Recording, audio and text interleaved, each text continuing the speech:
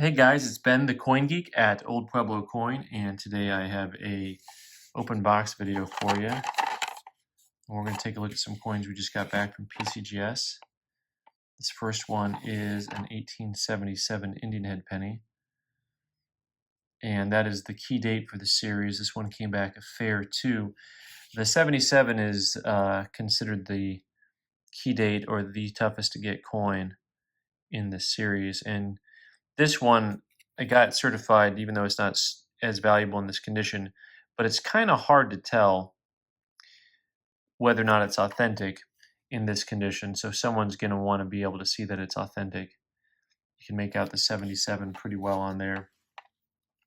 The thing to look for on these is that the N has that shallow center to it on the authentic ones. You see how it looks kind of like it's depressed? That's something that you'll see on the authentic 77s. Sometimes you'll see fake ones and they won't have that in there.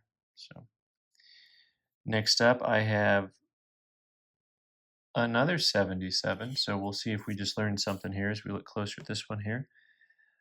You can start to see the Liberty on there, but not quite. The 7s are really strong. And then of course at the back you see how even though the coin is struck up really well, you see the N, how both of the N's, the N in 1 and the N in cent, are both kind of flat looking, and even the upper portion of the E in cent is a little bit flat. That's a die diagnostic for all of the 77s. Up next, we got a 1937 Buffalo nickel. Of course, you're going to see that it's the 3-legged variety. There's where that leg is missing. One of the things that's really interesting about this coin, as I fade off the screen a little bit, is so what they talk about is missing the leg. If you've never seen one, they're talking about missing the leg right in here. That leg is gone. But what's interesting about these coins is how corroded the dies were, so that you'll see pock marks and corrosion all through the back legs. And then you'll see some of the same thing, especially on the Indian, on the back of the neck. You'll see all this corrosion right here. And that's where the die itself was corroded. And that's actually what created the 3-legged buffalo, is the die had been corroded and they were polishing it, and had been corroded and they were polishing it. And so anyway, that a VF20, by the way, is a nice grade on that coin. Next up, we have another 3-legged buffalo, and once again, looking at diagnostics, look at the back of that neck again. See all the pitting there on the back of the neck? And then even on the front of the neck, in front of the hair on the neckline, you'll see some pitting. And then you'll see it again, the back of that leg. That back leg has all the pitting to it.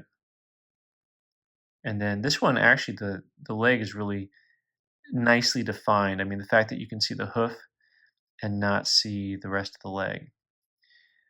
So this coin overall, pretty nice coin. Came back extra fine. Details with the scratch. So now I should do an entire video series just on scratches, because you know, I'm not always sure, other than just calling it a judgment call, when something is a scratch or not. I think they're probably referring to the mark that is on his chin coming across and down. It'll brighten up right there at that angle. Boom.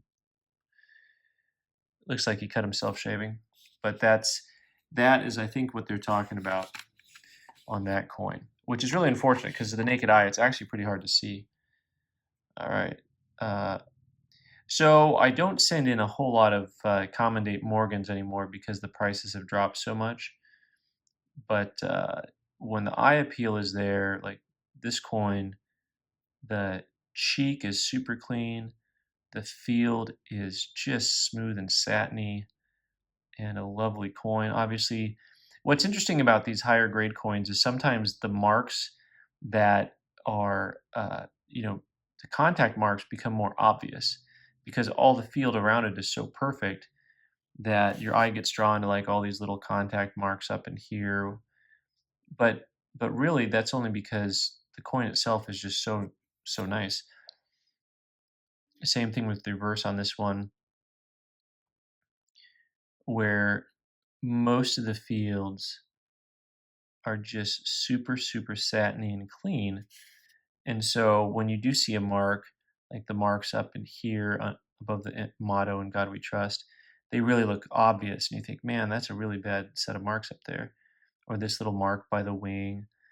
But realistically, it's only obvious because the rest of the coin is so lovely. And this one they called a mint state 66. It's nice to send in a raw coin that is a high grade, a gem grade, and actually get it graded a gem grade. Lovely coin. Lovely coin. And in fact, I had a pair of them.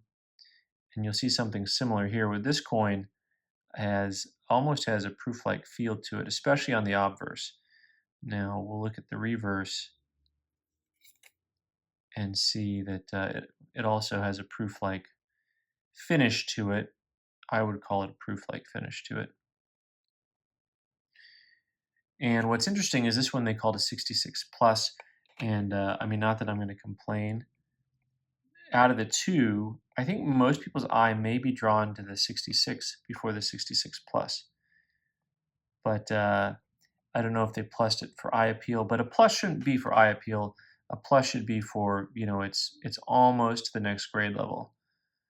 So that's what a plus should do.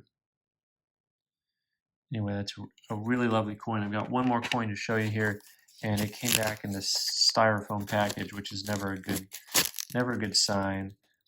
PCGS recommends restoration. Do not holder PVC residue. So we got to look closer at this coin because apparently I didn't look close enough the first time I sent it in. So let's see here. PVC residue. This is a common date $50. I sent it in just because it had the look. Kind of like those last two Morgans had the look. The thing that I'm curious about this coin is, having PVC residue, it should have some green residue on it, which you should be able to see as soon as you turn the coin sideways at an angle. I mean, you should see some spots, some white spots or some green spots or some type of residue. So when you're at an angle like this, it should look kind of hazy or foamed up. I don't see it. I'm waiting to see it. Hello, PCGS. Where, oh, where is my PVC? And I don't see it on here. I'm going to show this to a few dealers this weekend and see if they can see it, because I don't see any PVC on this particular coin. So, lovely walker, really pretty, really open fields, really clean fields. Well, I hope you enjoyed that. Thanks for watching. I'm Ben the Coin Geek. You can find coins for sale at oldpueblocoin.com. And please subscribe by clicking on the button in the corner. Thanks so much.